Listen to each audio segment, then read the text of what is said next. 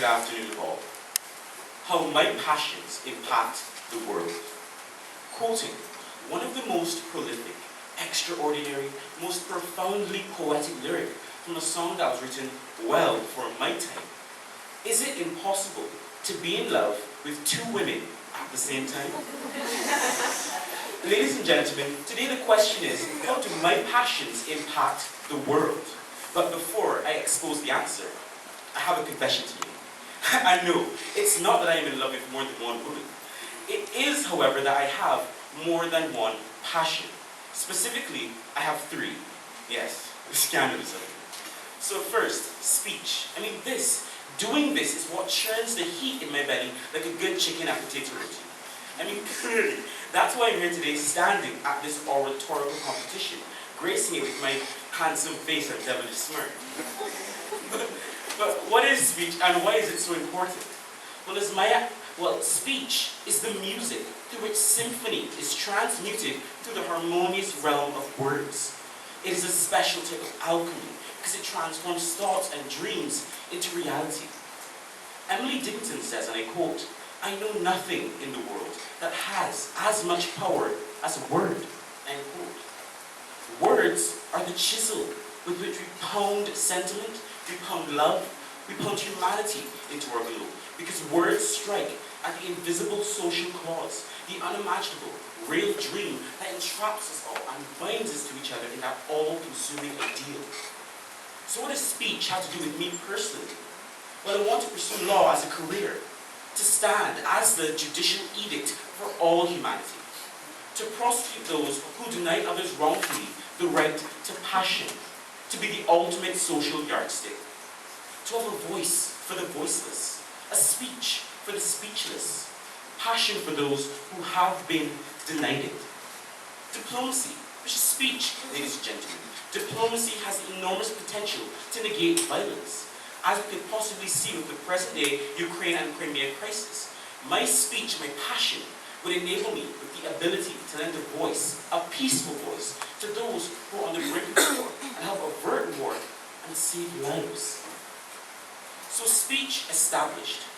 But what are we, ladies and gentlemen, without love? Yes, love. Robert Browning says, "Without love, our earth is a tomb," end quote.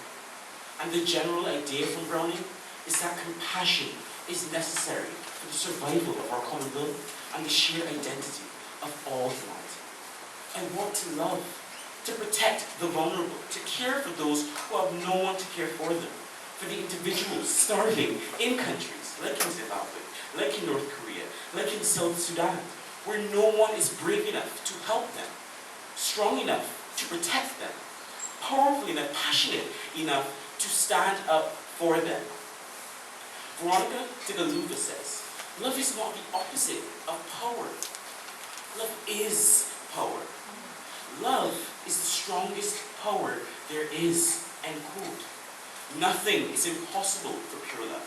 And my passion for love is the most precise tool with which I inject my thoughts, my ideas, my passions into the body of the world. So we have passion of speech, passion of love. But what are all these things, these desires, without action? And this is the crystallization of my passions. The ability to move, to mobilize, to act on my passions. Like in South Africa, where Nelson Mandela transcended apartheid and stood up for the rights of the black community in that country. He was passionate, like Martin Luther King Jr., standing in the civil rights movement, standing up for the rights of the black population in America, standing because he was a passionate man. Ladies and gentlemen, he might have had a dream, but me standing here before you today, I have one too. My passions of speech, of love, of action, all conflated into a single ideal that will shape the hammer with which I change the world. Like Rosa Parks, like Hillary Clinton, like Bob Marley, like Marcus Garvey, like Gandhi. My passions act as the compass that shapes and directs my precipitated action, that evolves my thoughts and dreams into reality, and that fundamentally and concretely not only impact, but change the world. Madam Chair.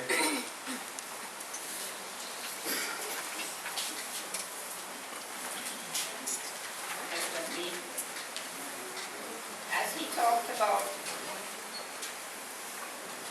what has impacted him. I just want to remind you that out of Optimist International's Oratorical contest, Martin Luther King, whom you've been quoting, was a participant in our international contest.